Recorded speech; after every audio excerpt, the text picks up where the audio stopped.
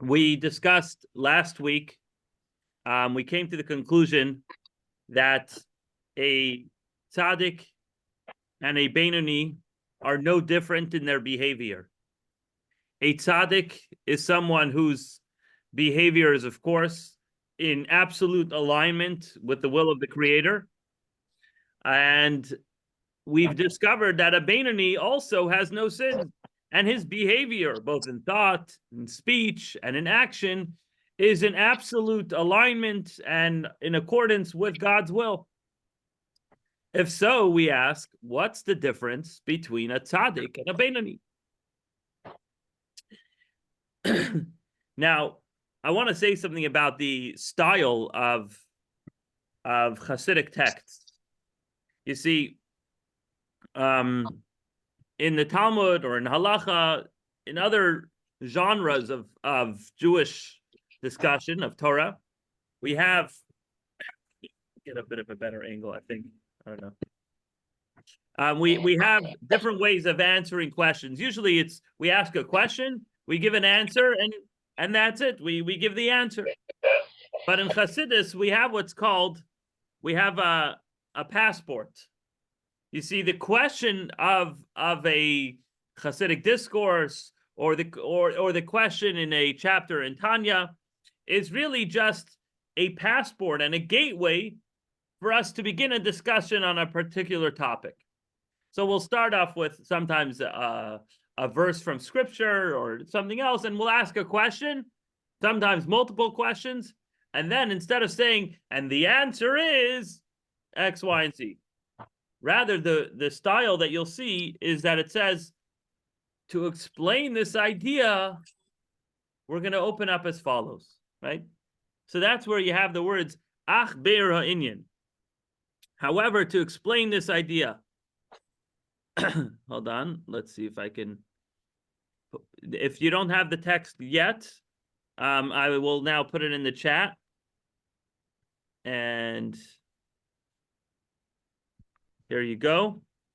And it's a little past halfway down the page by the words, however, the explanation of the matter. Let me take a screenshot so you see more or less what you're looking at.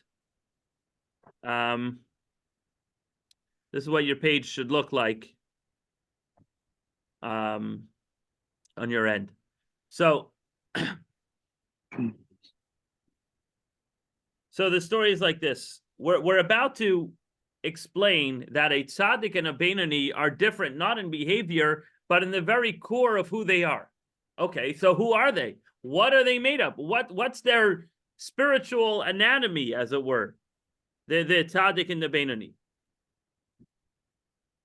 So we're actually going to go into some of the very fundamental ideas in Hasidic philosophy, which is not just that a Jew needs to behave according to Jewish law, that a Jew needs to do the things that Jews need to do, but really it's about an inner battle, a lifelong battle and struggle to transform our inner self into something more refined, something that's made up of holiness and is totally molded in a way that serves God's will. So in order to do that, in order to mold ourselves into a certain way of being, we have to know what we are, what materials are we starting with, right? If you want to bake bread, you have to know what kind of ingredients is in the dough that you eventually make into bread, right? So if you want to make a chassid, if you want to make a transformed, God-serving Jew, you got to know what's a non-God-serving Jew. What's the default settings of a person? Specifically, what's the default settings of a Jew?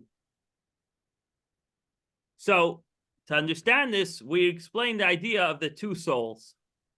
That means not just the way it's commonly understood that you have a little devil whispering in your left ear and a little angel whispering in your right ear, and you're getting these two conflicting messages. While that certainly is not untrue, it doesn't really speak to the core of what's going on. The Alter Rebbe is going to explain that really we have two souls inside of us. So we're gonna read from the text in the Hebrew, and like I said, the English translation will be not exactly following the page you have in front of you, but it's at least somewhat of a reference. So, to explain this idea, meaning to explain the idea of what's going on, what's the difference between a tzaddik and a benoni, al pi ma shekasav harav Chaim Vital zal b'sharei hakdusha, based on what's written by Rabbi Chaim Vital, a Kabbalist from Tzvat, the student of the Arizal, Rabbi Isaac Luria,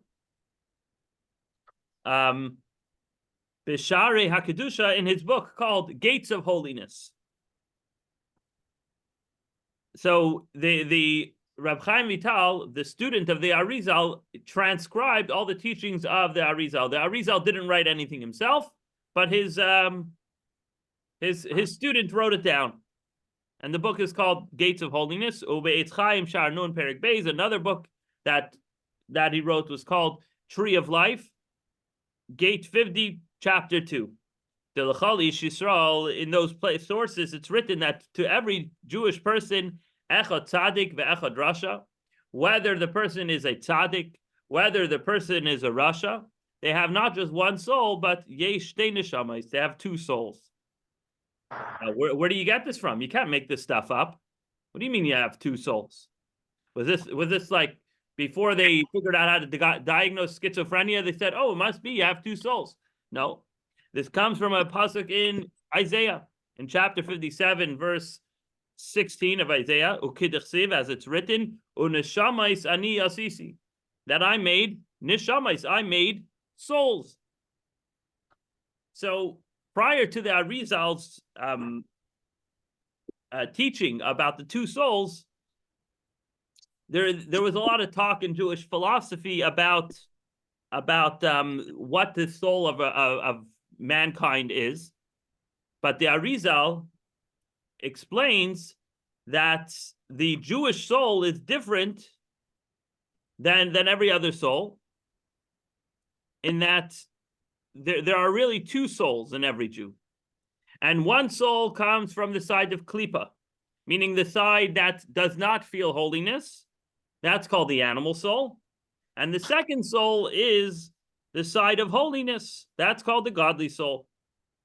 And that's why this verse in Isaiah says that God speaks about his people. I made each of them with multiple souls, meaning at least two souls. And the Alter Rebbe continues, Shehein shtei nefashes. These are two souls. Now, for those who are familiar with the various Kabbalistic terms for souls and how there's different levels, there's nefesh, ruach, neshama, chaya, yechida. So even though the verse uses the word neshamais, the Alter Rebbe chooses the word nefesh, because neshamais is the general term for souls, but in the specific ranks of souls, which we're not going to get into now, nefesh is the basic level. So on the spiritual side, there's 5 levels of the soul. On the Klippa side, it's just a very basic level. So that's why he's calling it the nefesh, which is the lowest level. So it's important to note, and I kind of alluded to this earlier, and this is really a fundamental point that's made in Tanya. You know, people often think that there are two different powers, two different desires in a person. Like I said earlier about the angel or the devil whispering in your ear, some external thing pushing you to do something or another. But the truth is that these two souls are not external, but they're really a full entity. They're a full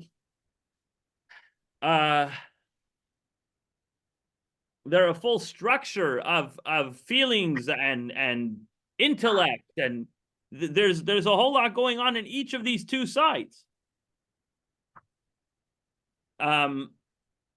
Now the godly side obviously pulls you to do good things, and the animalistic side, the animalistic soul, will naturally pull you to do animalistic things. But really, both of these things exist fully within you.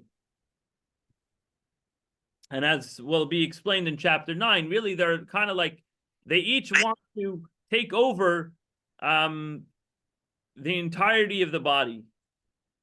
So think of it, I don't want to get too deep into this, but it's just the first analogy that came to mind.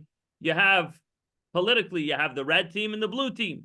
And even though some states might be dominated by the red team or the blue team, there still is, even in blue states, there are members of the red team, and even in red states there are members of the blue team. And in whichever state you're in, that one color might have all the power, but the other color very much exists there, right? So similarly in our bodies, we have two souls. Now, one soul might be dominating at any given time, but that other soul is very much there. It may be dormant, it may be ineffective, but it's very much there.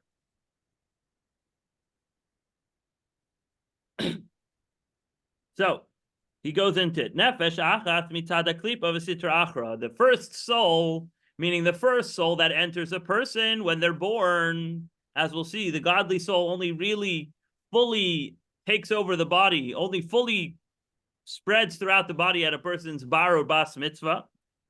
So the first soul is the one that comes from klipa and sitra achra. Now, this is basically a soul that comes from the side of impurity. And there's two terms used over here. Klipa, which means a shell, and sitra achra means the other side.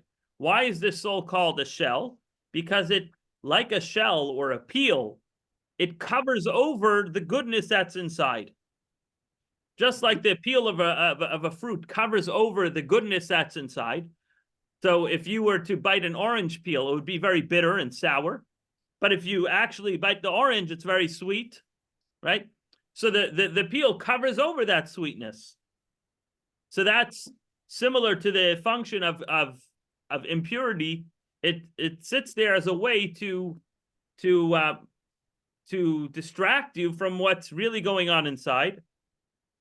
And it's also called sitra achra. This impure soul is called the other side because it's not on the side of holiness. It's not on the side of promoting goodness, promoting godly attachment, and so forth. So this soul, the Alter Rebbe explains, "Vehi hamislabeshes bedam ha'adam lahacha yosaguf." This is the one that enclothes itself in the blood of a person to keep the body alive. So, in other words, it's the vivifying soul. That is what gives you your very life. Ukidichsiv, as it's written in Leviticus, in the context of why we can't eat blood. One of the unkosher foods is blood of an animal, right? Certainly that of a human, but even of an animal. Ki nefesh habasar badamhi. Because the soul of the flesh is in the blood. So in other words, we see the Torah tells us that there's a soul in the blood. What kind of soul is in the blood? That is the first soul, the soul that comes from the side of unholiness. That's why in some places this soul is called the nefesh hachiyunis, the vivifying soul. Now, because this soul is what keeps a person alive, gives the person his very own ability to live, and with the lack of this vivifying soul, you would not be vivified, you would be not alive, in other words. This soul is called the animal soul. Why? Because that is what makes sure that you sleep, that you eat, you have relationships, all these things which are natural to a person are inspired by or led by the vivifying soul. In other words, that drive to all of those things come from the vivifying soul. Now, if you think about it, all of those examples I mentioned, in no way is a human different than an animal. An animal needs to sleep. An animal needs to eat. An animal needs to procreate, right? So those urges exist by animals too. So in this regard, in regards to being alive and doing the functionality, the basic functions of humanity, humanity isn't different than animals. And that's why perhaps this is my own words, so make of it what you will, but perhaps that's why many people equate humans with animals. And any superiority that humans are given to over animals is looked as cruel or whatever. Because if you're looking at it from a very pinpointed lens of looking at the animal soul, you're right. We're just two-footed mammals. Now, as we'll see, that's obviously not the only truth, right? But at least in regards to these tendencies of the human, we're called an animal. In other words, we have this animal soul. Now, this animal soul, from this animalistic soul, come all the negative characteristics. From the four foundations, or what I like to call four ingredients that exist within it. So what are these foundations? So it's brought in the Medrash and in Jewish law, in Jewish philosophy, that every creature, every physical creature in this world is made up of four components. In other words, this tablecloth behind me, this plastic water bottle right here, and the wooden table I'm sitting at has four components. It has fire, wind, water, and earth, right? So give, for example, the case of a piece of wood. When you light a piece of wood on fire, suddenly you see it has the potential to burn. But what's left with it when it goes, once you burn it, all that's left is ashes. In other words, dust, right? So sometimes, and also there's moisture in there, right? If it has more moisture, then the fire has to conflict with it. But if it has less moisture, the fire takes over it quicker. There's also oxygen, etc. I'm not going to go into the whole scientific thing because it's beyond my purview, and I'd probably be very inaccurate. But the point is that every physical thing has these four elements: fire, water, wind, and earth. Now, similarly, in the spiritual realms, when we're talking about a soul also has these four components. Now, obviously, these are not literal physical components. However, they have certain qualities about them that you'll see resembled in their impact in the physical world. In other words, this animal soul, which causes us to behave in certain ways, you'll see that some of those behaviors are more like fire, more like water, more like earth, more like wind. And so he gives examples. Dahainu, this means ka'as v'gaiva, the negative traits of anger or pride. Those come from misaid ha'esh, comes from the foundation of fire. Why? Because when you're angry, you're hot, you're heated, right? And when you're prideful, and we're talking about even if it's a valid pride, right? You know, you're proud of your accomplishments, and you show it off. That is, you're lifting yourself up, kind of like fire that's going up. And then the next category is vitavas hatanugim, the desire for pleasurable things. That comes beside hamayim, from the foundation of water. Why water? Ki hamayim matzmichim kol minei tainug. Water makes everything grow. So water is really the source of all pleasure. Anything that's dry, you know, even in like slang, when you say something was dry, it means it was missing flavor, it was missing enjoyment, right? Do you want a dry steak or do you want a juicy steak, right? Everything pleasurable is associated with water. And on a practical level, if you want sweet fruit or, I don't know, candy, which comes from sugar, which grows from the ground, you need to water the ground, right? So anything pleasurable really is associated with water.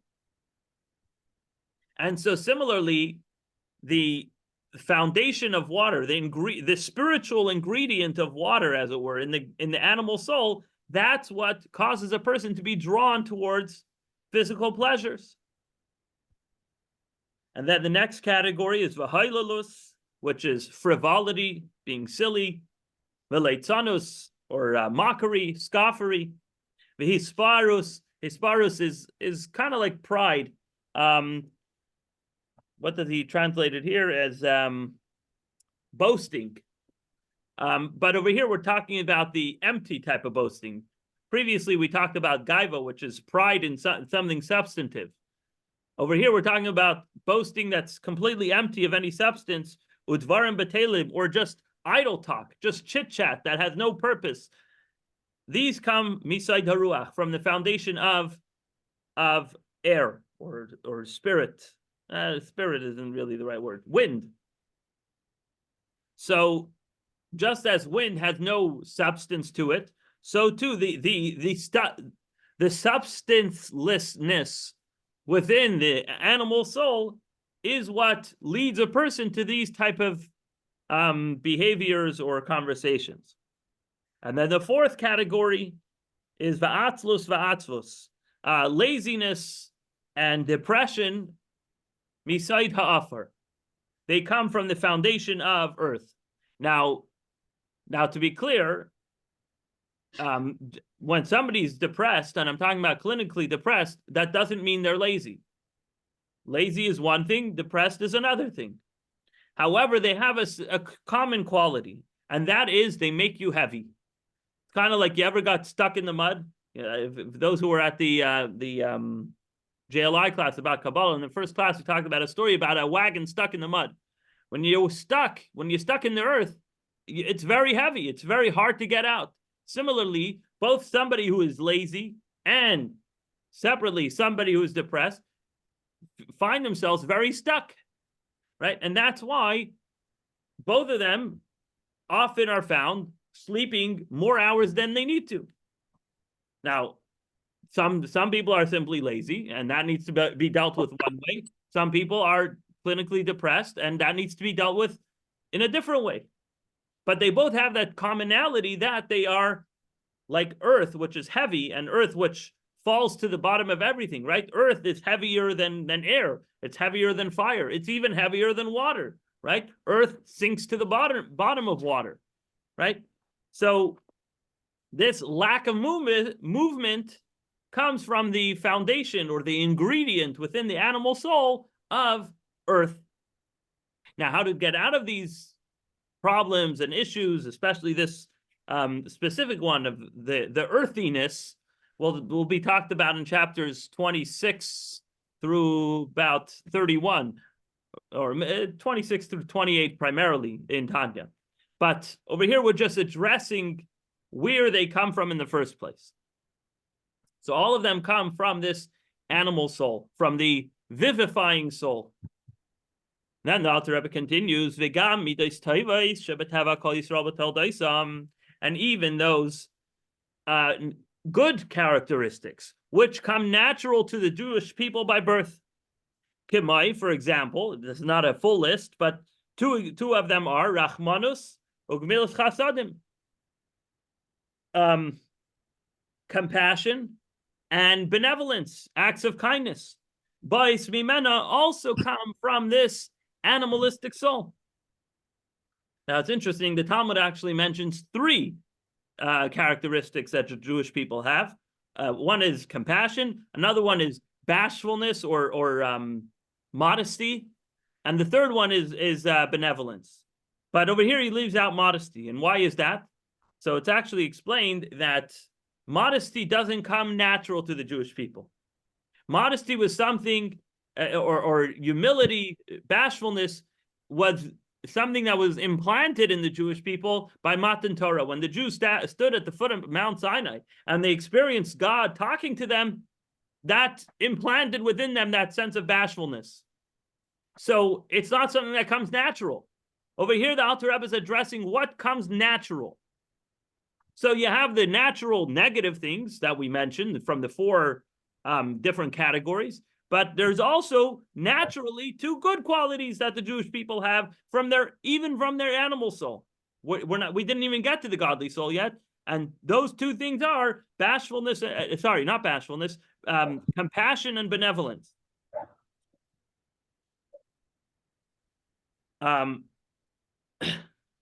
Now, how's it possible that good things could come from a bad thing, right?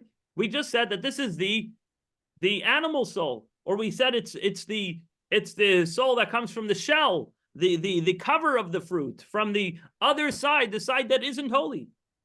So the Alter Rebbe explains, Ki bi Yisrael nefesh zoi de klipahi, mi klipas nega. This, by the Jewish people, this soul, this animalistic soul, comes from the shining shell, sheyesh ba gam kein taiv, which also has good.